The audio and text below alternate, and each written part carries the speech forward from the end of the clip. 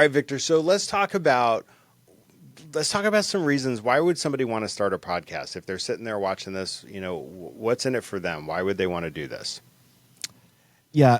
What's really interesting in my studio business is that I've seen interest grow from small business owners that these days they realize that, and I'm talking, lawyers, electricians, plumbing companies that realize that they don't have sort of these large, massive budgets to sort of push out awareness messages.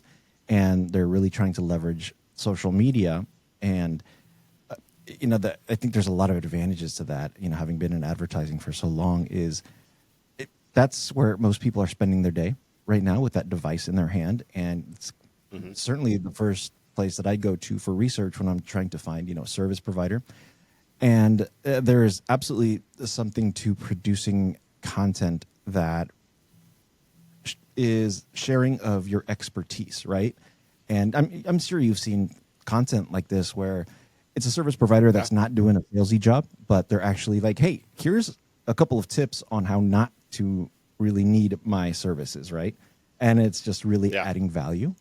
And what I've seen is in the questions that I've gotten repeatedly is, okay, so am I recording a podcast? Would I be recording a podcast with you?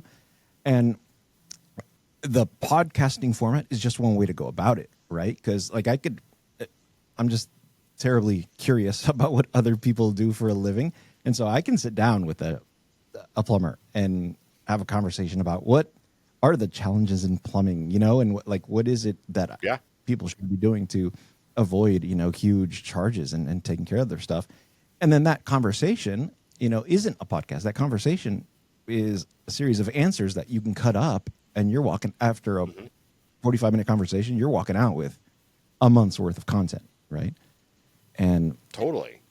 When a podcast studio is just like such an ideal place to do that. You've got all the equipment there, and it's just in, out, and you're walking out with footage that you can just cut up for social media. And I think it does that sort of content does a really good job of sort of breaking through the clutter of repetitive messages. I mean, how many ads do you see, on Instagram and Facebook on a daily basis? In talking to some of my clients in my studio business where one was in the studio last week and he was building a podcast into the creation of his business as a key marketing platform. It wasn't an afterthought. It was like, okay, I have to do this because he sees value in it, because it creates authority in the space. It has further reach than maybe, an ad would or that type of stuff. And then two, I think there's power in the conversation versus, there's some people just can't do a talking head video, right? They're better in this question and answer format, right? So this is a little bit less threatening. And to your point earlier, all they need is somebody to talk to, right? The other person can just be kind of a stand-in, ask some pointed questions, and then there's your great content that's engaging for the viewer that could say, yeah, I learned something, and now I feel like I trust that person. I know them a little bit more, and that's to me is marketing gold, right? Because then when they do reach out to you, they're like, "Oh, it's the same guy I saw on Instagram or wherever it is," and I feel like we're already that further along in our relationship. Especially to your point, a plumber is going to come into my home, right? You want to have a trusting relationship there. So this could be critical to getting that relationship started. Even before meeting.